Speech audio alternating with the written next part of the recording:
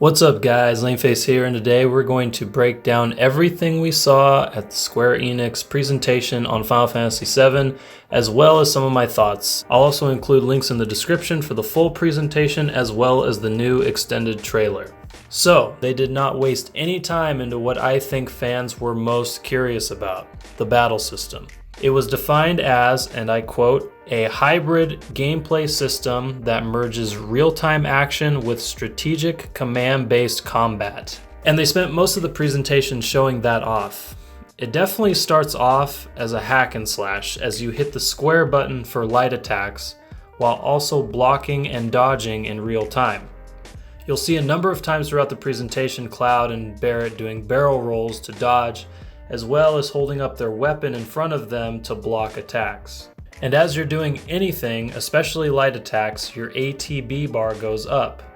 Once you have a full bar, you can do a variety of things like use an item, cast a spell, or enter tactical mode, which completely slows down time, allowing you to use things from the command menu like a limit break. This will allow you to decide how you want to fight.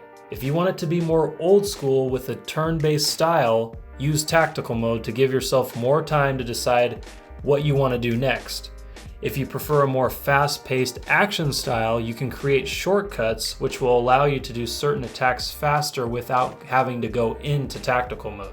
I really want to get my hands on this battle system and try it out because to me it seems like this is as close as you could get to having a turn-based system in an action style game. Yes, you're button mashing square to do these light attacks, but you're also given an opportunity if you want to make a choice from a menu to decide what your action is going to be next. But hopefully we can get our hands on it soon and try it out for ourselves.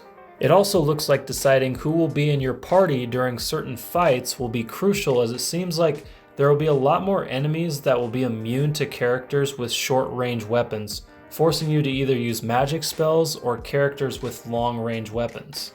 That was in the original game in rare circumstances, but overall that was never an issue, and they showed a couple different instances where Cloud just kind of hung back and let Barret shoot everything. You can also change characters from one to the other with a single button press, but the character you're not using will continue to fight, but they won't use ATB bars on their own.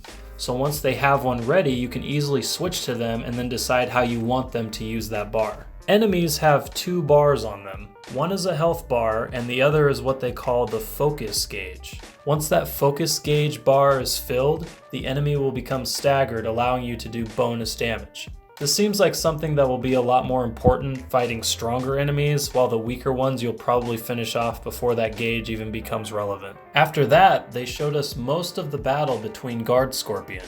I thought they did a nice job combining new and old elements to this fight. The new being that there are now critical points to attack, as well as a point in the battle where the Guard Scorpion jumps onto the side of a wall where only Barret can attack it, but also showing off the tail laser it has and giving you cover to hide behind. There seemed to be a lot of conversation between Cloud and Barret during this particular fight, and I'm curious if that was just because it was a boss fight, or if this is something that'll be in most battles, or if it's because it's one of the first battles in the game, they're talking to each other. I don't know what that was about, but quite honestly, I was getting somewhat annoyed by Barret at the end of that fight. Again and again and again. After that, they showed off their extended trailer, and in that, we got to see a couple new faces in battle, starting with Aerith. And finally, seeing what Tifa looks like.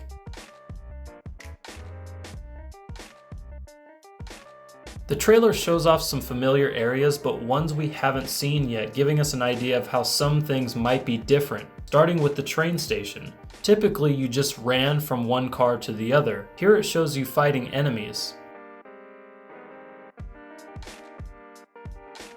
It also showed us more scenes of the fight against apps with all three characters engaging it. We also got a new look at the Airbuster boss fight.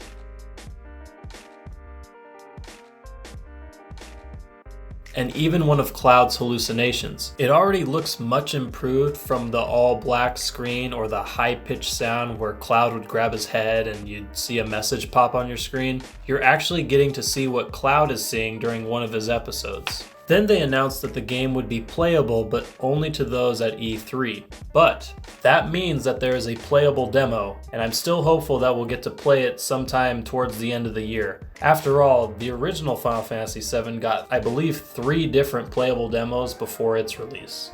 Finally, they showed different versions of the game you could buy, and this is something I really want to focus on. It only shows the game available for PS4, however, there was a GameStop website in Ireland that showed pre-orders available for Xbox One, but it looks like it's been taken down. So it could have been a mistake, or possibly they just weren't supposed to show that to anyone yet. My guess is that it'll come out sometime after it's been released for the PS4.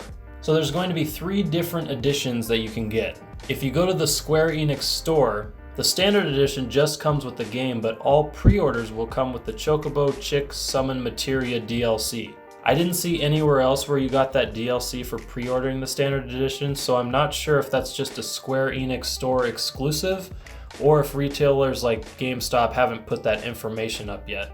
The deluxe edition comes with the game, art book, mini soundtrack, steelbook, Cactar Summon Materia DLC, and Carbuncle Summon Materia DLC. That's a mouthful. Finally, the First Class Edition comes with everything the Deluxe Edition gets, plus the Play Arts Kai, Cloud Strife, and Hardy Daytona box set.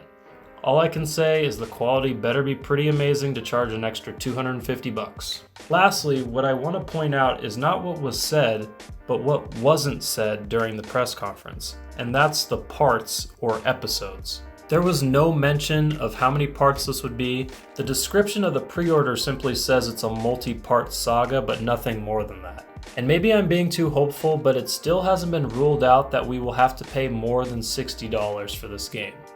I'll use Hitman for an example. If you've never played it, when it was first released, it released in episodes, or missions. They released 1 mission a month, and you could either pay, I think it was $10 an episode, or $60 for the whole game, and you would just have to wait until the next episode came out to play it. So it's possible that whoever buys this game will have access to the next part when it comes out, and could be like DLC, where once the disc is in, if you bought the disc version, your system will recognize that and allow you to download the next part, or something along those lines. I could be totally wrong, but we'll just have to wait and see. That's about all I have for today. Let me know down in the comments what you thought about the presentation, and sound off if you've pre-ordered and what version you're getting. Thank you all for watching, and I'll see you next time.